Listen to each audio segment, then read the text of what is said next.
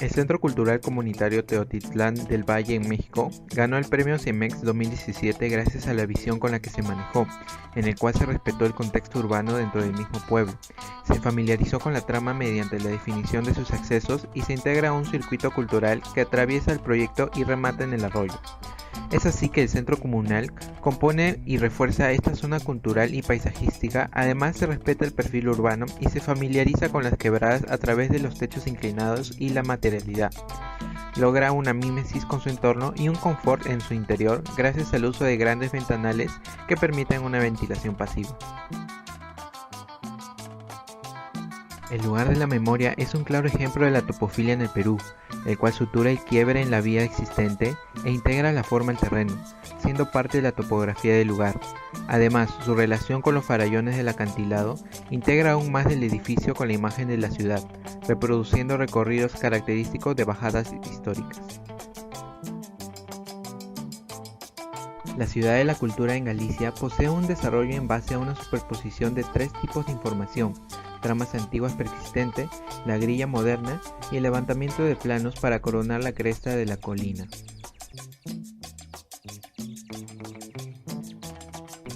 En el emplazamiento del Museo Palestino se reconoce una trama irregular, puesto que responde a una adaptación directa a la topografía del terreno, dando como resultado unas formas con un ritmo más orgánico. La edificación proporciona al espacio físico una conexión entre vías principales y una integración más dinámica con el espacio natural. La interpretación que se hace sobre la cultura palestina y la agresividad con la que se ha desarrollado se ve plasmada en la forma intrínseca de los espacios angulosos, que se forman en el volumen y en el espacio público. Además, practica la mímesis de acuerdo a la forma como el color de las arquitecturas precedentes, dándole un equilibrio visual y un sentido de correspondencia. El Parque Biblioteca España es el resultado de una necesidad de implantar un espacio para el desarrollo de la ciudad y por ende se establece una construcción de gran magnitud a modo de hito en la ciudad.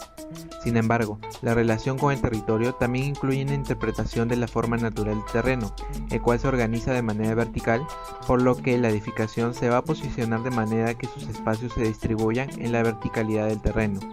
Incluye además una relación de escala con el conjunto de viviendas aledañas a la construcción, y a modo de interpretación y concepto se establecen materiales y formas haciendo alusión a las rocas del risco, que sobresalen de la vegetación.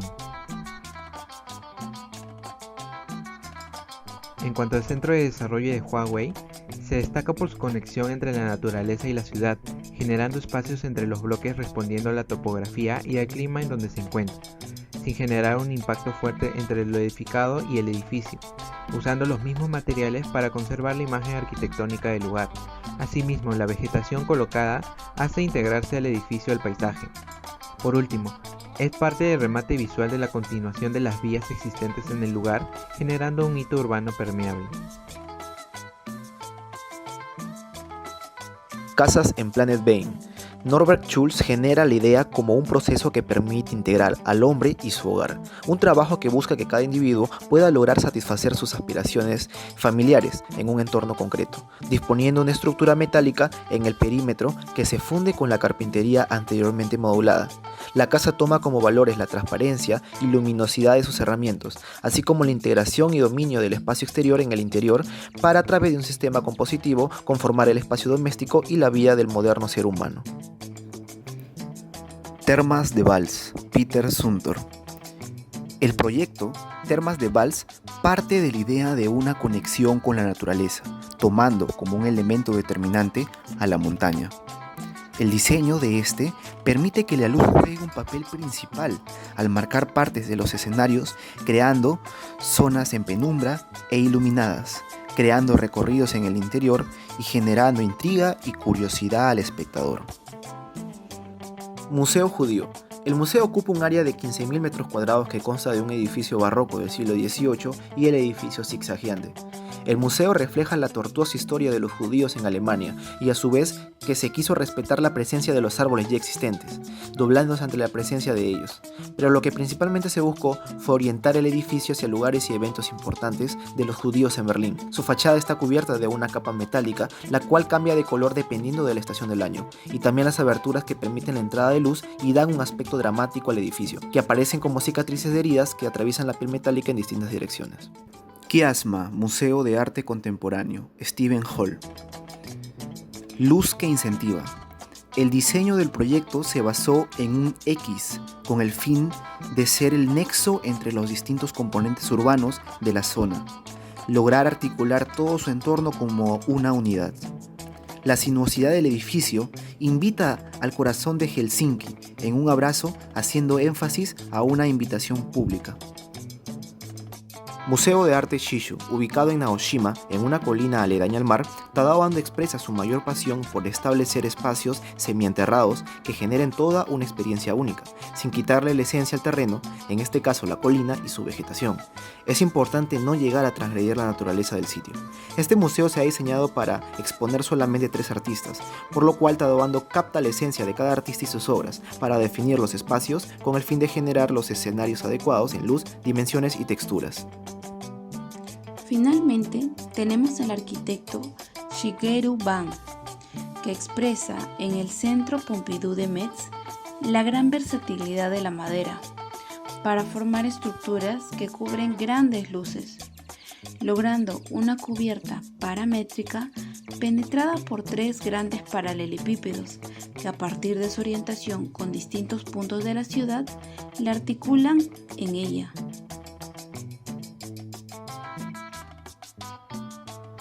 El terreno se encuentra ubicado en Santa María de Huachipa, habitado desde hace 4.200 años en torno al Templo San Antonio, que funcionaba como centro administrativo. Se encuentra rodeado de cerros y ríos que le da ese carácter paisajístico. Actualmente el lugar se encuentra deteriorado, descuidado, con basura en las calles y ríos, caos vehicular, especialmente en el puente vehicular que cruza el río Huaycoloro, y robos. Las primeras aldeas se sitúan en Huachipa hace 4.200 años, desarrollados alrededor del Templo San Antonio. Sirvieron como centro administrativo de Chavín y de la cultura Lima. Además surgieron otros centros como Pedreros, donde aprovecharon los cerros para construir. Luego de la conquista, el terreno de Huachipa se reparte y no se trabaja adecuadamente hasta finalizar la rebelión ante las encomiendas. En 1703 se asentó una comunidad de cimarrones que escaparon de las haciendas. Después de la proclamación de la independencia se creó el distrito de Lurigancho y finalmente en 1992 se crea la municipalidad del centro poblado de Santa María de Huachipa. El proyecto se encuentra ubicado en la cuenca Rímac, específicamente en la subcuenca Jicamarca, con un radiovisor que abarca las laderas de la asociación Las Riberas de Santa María de Huachipa, la asociación Santa Rosa, la urbanización de la Vizcachera y parte de la edificación de la urbanización Santa María de Huachipa etapa 2, formado de esta manera el paisaje urbano de laderas, donde se ve la geografía de la ciudad y la composición y habitabilidad. En cuanto al paisaje barrial, se puede ver cómo las viviendas se relacionan con el río Huaycoloro y cómo los caminos son delimitados por laderas y muros perimétricos.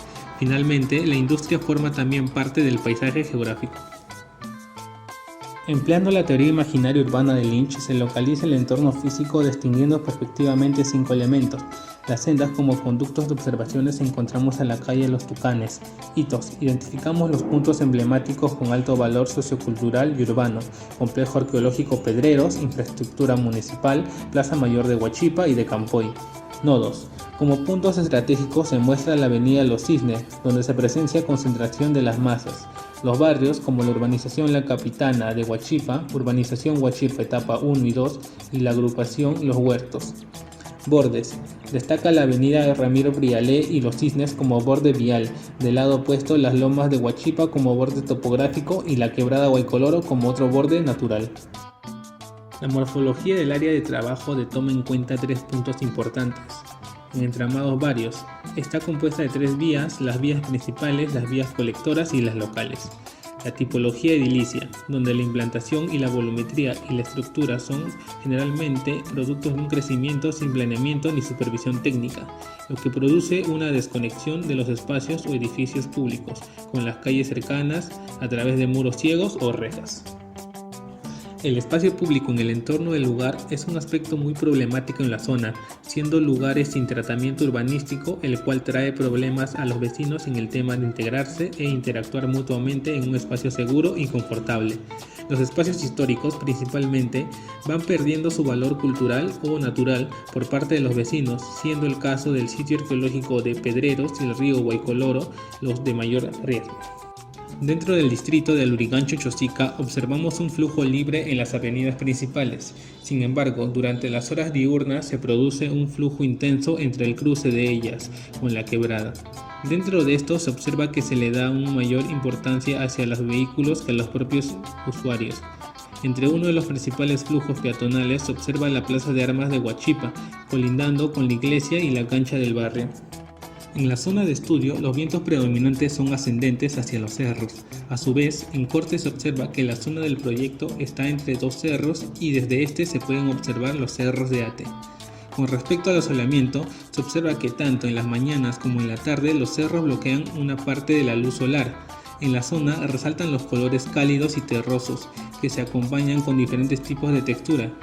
Los principales focos de ruido son generados por los clubs de la zona y el flujo vehicular. El principal peligro de la zona radica en la cercanía del río Guaycoloro, debido a las posibles inundaciones de la zona. A su vez, por la contaminación ya sea del aire debido a los gases producidos por las fábricas, del suelo por los desechos arrojados, sonoras por el tráfico vehicular o visual debido a los carteles publicitarios que impiden la visual de la imagen urbana y principalmente del río Guaycoloro, debido a las aguas residuales de las actividades industriales que, a pesar de las existencias de la norma 058, no se ha llegado a respetar. Con respecto a elementos construidos, uno de los aspectos claves es la topografía. Si bien la mayoría de las construcciones son autoconstrucción, los pobladores buscan la forma de asentarse en las faldas de los cerros, siguiendo ciertas formas, ya sean aisladas, terrazadas o adosadas. A nivel de uso de suelo, en nuestra zona de intervención existen varios tipos de usos que son viviendas, comercios, industria, educación, recreación, entre otros. El perfil urbano muestra que la mayoría de viviendas alcanzan un máximo de 3 pisos, exceptuando algunas industrias que superan los 8 metros de altura. Finalmente, tenemos tipologías importantes como son el de la municipalidad y la parroquia Santa María de Huachipa. La vegetación existente en Huachipa y Campoy se caracteriza por su capacidad de adaptarse a diferentes relieves y el bajo requerimiento hídrico que poseen. Con respecto a las áreas verdes que posee Huachipa, siendo el Parque Rivera el más cercano al terreno, resalta por la falta de equipamiento y mantenimiento adecuado. Por otro lado, con respecto a las áreas verdes de Campoy, estas se encuentran en mejor estado de mantenimiento y presentan algunos ejemplares como el ficus, ponciana real y acacia. Respecto a la etnografía, existe una mayor población permanente al oeste de la quebrada Guaycoloro, pero sin acceso a espacios públicos, y al este una mayor población flotante. Las personas se caracterizan por ser progresistas, con una población adulta entre 33 a 44 años. Existen costumbres en el área de estudio, tanto católicas como de tradiciones andinas. Además, en el entorno se observa una desconexión con la naturaleza y la historia, vulnerabilidad de viviendas a faldas de los cerros y falta de espacios públicos. En el FODA observamos los siguientes puntos. Fortalezas: cercanía al sitio arqueológico Pedreros, el Cerro El Gallo y la Huaca San Antonio de Huachipa. Oportunidades: implementación del anillo vial periférico, presencia de centros culturales. Debilidades: alejamiento barrial, no existe cruces peatonales en la Ramiro Prialé. Amenazas: huaicos, degradaciones de sus recursos naturales, invasiones a sitios arqueológicos. Los seques consistían en líneas imaginarias que partían desde el Coricancha y se dirigían hacia cada huaca. Según Kaufman Doc, cada una de las 328 huacas estaban asignadas a una familia, que debía venerar una huaca en especial un día determinado del año. De esta forma se establecía para todo el año una distribución de las tareas económicas y rituales.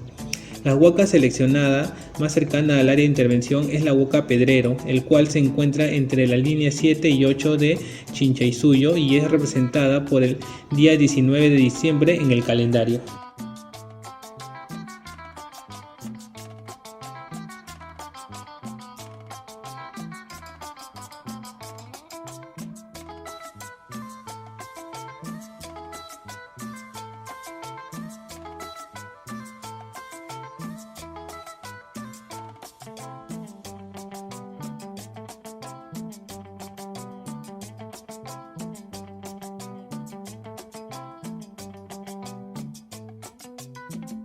Debido al análisis realizado anteriormente, donde se observa escasez de espacios públicos y equipamientos culturales, así como una población con alta actividad comercial y como uso industrial predominante, se propone un programa arquitectónico que contemple una zona cultural, donde se denota la implementación de un museo para la revalorización de los sitios arqueológicos cercanos al terreno de intervención, así como talleres artísticos y un auditorio.